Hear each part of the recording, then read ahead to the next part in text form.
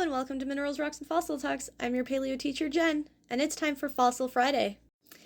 This is Paraceratherium, an extinct relative of modern-day rhinoceroses. It was initially found in Pakistan, but fossils have been found from the Balkans all the way to China. It lived during the Oligocene epoch 34 to 23 million years ago, and it was discovered by Guy Elcock Pilgrim in 1907. It has been found in a number of formations, including, and forgive me if my pronunciations are not great, these are not my first language, the Chittarwada Formation in Pakistan, the Hasandagol Formation in Mongolia, the Zhaozigao Formation in China, and the Gungormez Formation in Turkey. Each one of these formations also represents a different habitat that Paraceratherium inhabited. In Pakistan, the formation is a coastal plain with tidal flats along an estuary. In Mongolia, they were living in an arid desert basin with little in the way of trees or bushes. China was more of a semi-arid woodland represented by fluvial conglomeratic sandstones and silty mudstones. And Turkey was a bit of a swampy lake with a delta from a river coming into it. Paraceratherium lived alongside animals such as Didymoconus, Amphichinus, a variety of rodents and lagomorphs, Proailurus, which is an early cat ancestor, Hyenodon, Anthracotherium, Parantelodon, Bugtalemur, Progiraffa, and Dinotherium. Paraceratherium belongs in the class Mammalia, in the order Paracerodactyla, in the suborder Ceratomorpha, in the superfamily Rhinoceroidea, in the family Hyracoodontidae, and in the clade Paraceratheriidae. It is the largest land mammal to have ever existed, that we currently know of.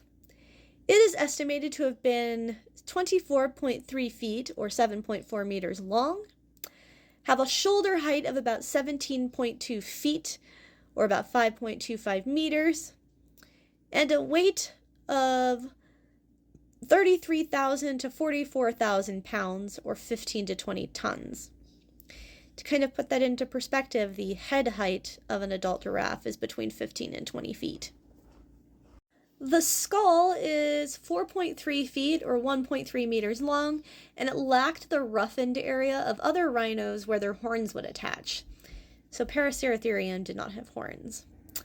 The nasal bones are very long, and the incision goes very deep into the skull, suggesting that it had a prehensile upper lip like modern black and Indian rhinos do. It maybe even had a little trunk similar to tapirs.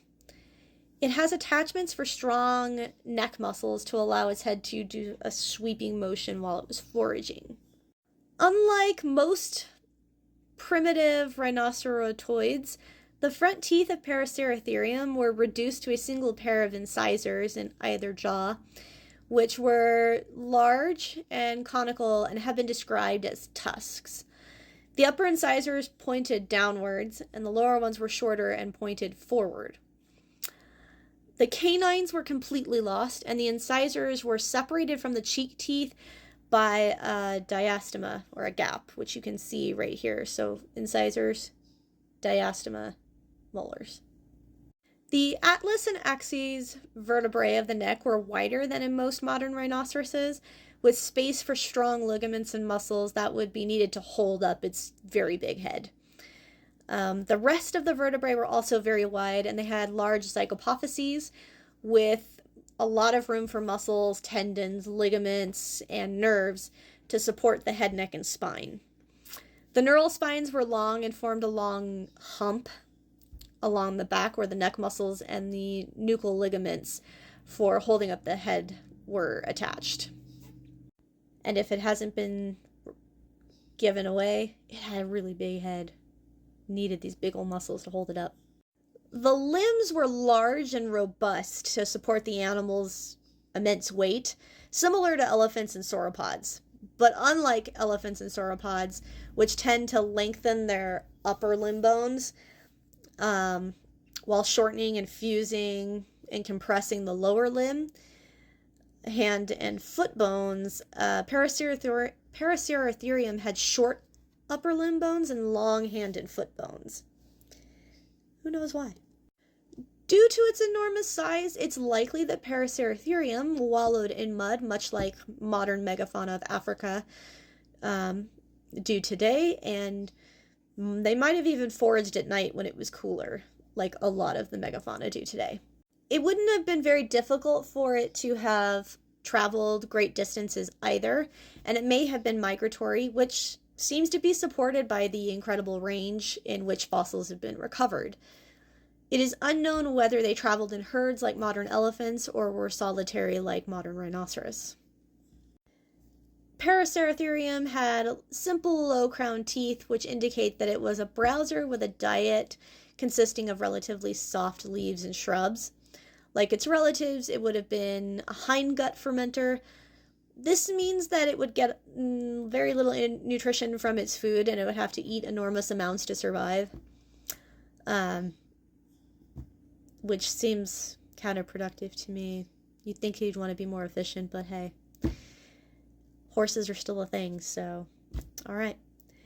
The difference in the tusks are also thought to be sexually dimorphic, with the larger tusks possibly belonging to males. Well, thanks for coming to today's lesson, and I hope you enjoyed it. Make sure you tune in Monday to start our new topic, the Silurian period. We're going to do some paleogeography. I hope you have a good weekend, and I will fossilize you later.